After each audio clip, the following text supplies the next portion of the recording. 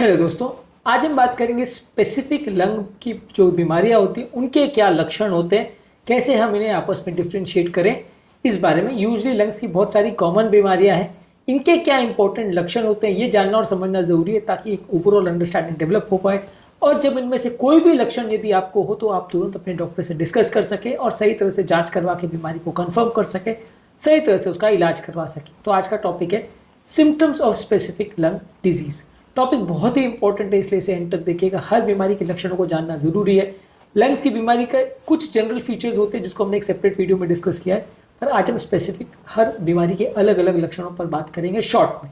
Topic पर जाने से पहले जो लोग हमारे चैनल पर नए हैं उन्हें रिक्वेस्ट करूँगा कि चैनल को सब्सक्राइब करें, वीडियोज़ को लाइक करें, शेयर करें, फॉलो करें, कमेंट करें, पूरा देखें। चलिए शुरू करते हैं इंपॉर्टेंट वीडियो।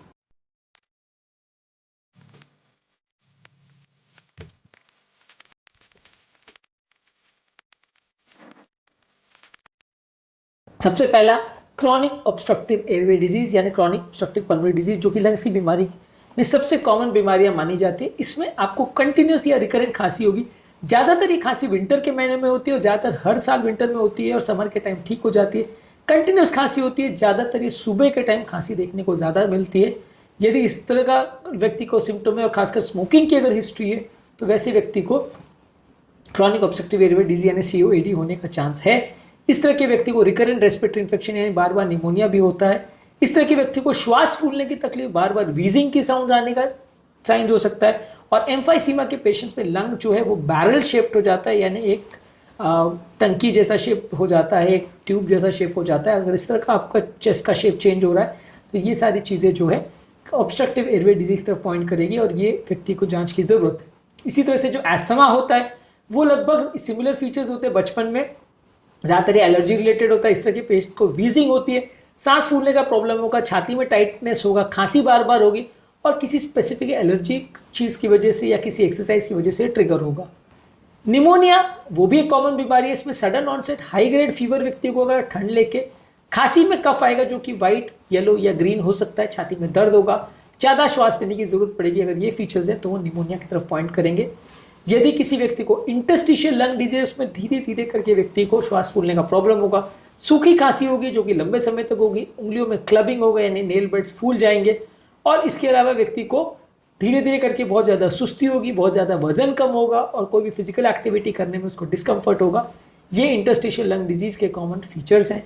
इसी तरह से लंग कैंसर के फीचर्स में व्यक्ति को खांसी होगी और खांसी में ब्लड आ सकता है, हिमोप्टासिस हो सकती है, व्यक्ति की आवाज़ चेंज हो जाएगी, छाती में दर्द होगा और बहुत ज़्यादा वेट लॉस होगा, बहुत ज़्यादा कमजोरी, सुस्ती होगी। ये सारी चीज़ें इस बात पे डिपेंड करती है कि कैंसर कितना है, किस स्टेज पे है और कहाँ से आया है, कोई और सोर्स से आया है कि नहीं। ये सारी चीज़ों पे सिम्टम्स कई बार डिपेंड करते हैं। एक और बीमारी है पल्मोनरी एम्बोलिज्म। इसमें सडन ऑनसेट शार्प पेन होगा व्यक्ति को छाती में, सडन श्वास फूलेगी, श्वास ज़्यादा फूलेगी, छाती में दर्द कम होगा, धड़कन बहुत ज़्यादा बढ़ जाएगी और ऐसे व्यक्ति को रीसेंट हिस्ट्री होगा कि वो बिस्तर पे पड़ा हो, रीसेंट कोई सर्जरी हो, इमोबिलिटी हो या पाँव में सूजन या डीप वेनस थ्रोम्बोसिस की हिस्ट्री हो, तो ये सब इसकी तरफ पॉइंट करेगा। इसी तरह से कुछ ऑक्यूपेशनल डिजीजेज जैसे सिलिकोसिस, एस्बेस्टोसिस, ये ज़्यादातर ऑब्वियसली क्लियर कट इनकी हिस्ट्री होती है कि जो व्यक्ति उस तरह के एरिया में काम कर रहा है जहाँ सिलिका या एस्बेस्टोस का एक्सपोजर है उसी को होगा। सिलिकोसिस में व्यक्ति को क्रॉनिक कफ होगा, लंबे समय तक खांसी होगी, सांस फूलने का तकलीफ होगा, बार बार रेस्पिरेटरी ट्रैक्ट इन्फेक्शन होंगे और व्यक्ति को क्लियर कट सिलिका एक्सपोजर की लॉन्ग स्टैंडिंग हिस्ट्री होगी। ज़्यादातर माइनिंग या कंस्ट्रक्शन में काम करने वाले लोग को इस तरह का प्रॉब्लम होता है। इसी तरह से जो एस्बेस्टोस की फैक्ट्रीज में काम करते हैं उस तरह को व्यक्ति को ज़्यादातर जो शिपयार्ड में या कंस्ट्रक्शन लाइन में होते हैं वहाँ पे एस्बेस्टोस का काम ज़्यादा होता है, वहाँ पे भी व्यक्ति को सांस फूलने का प्रॉब्लम, परसिस्टेंट ड्राई कॉफ हो सकता है, छाती में भारीपन का एहसास हो सकता है। और वैसे व्यक्ति को जब आप इवैल्यूएट करते हो तो वहाँ पे इनहेलेशन की हिस्ट्री मिलेगी, रेगुलर एस्बेस्टोस की एक्सपोजर की हिस्ट्री मिलेगी और बाद में उसे आप कंफर्म करके पता कर सकते हो कि व्यक्ति को एस्बेस्टोसिस है या नहीं। तो आज के टॉपिक में बहुत शॉर्ट में हमने सारे बीमारियाँ कॉमन जो होती है लंग्स की उसके सिम्टम्स पर बात करी। इनके जनरल सिम्टम्स पर ऑलरेडी हमने एक सेपरेट वीडियो किया जो कि आप हमारे चैनल पर देख सकते हैं। आज शॉर्ट में हमने सारी जो लंग्स की अलग अलग बीमारियाँ उसके लक्षणों पर बात करी। ये सभी बीमारियों पर हमने सेपरेट वीडियो किया और वहाँ पे हमने लक्षणों को डिटेल में डिस्कस किया है। आप वो सारे सेपरेट वीडियोस को चेकआउट कर सकते हैं।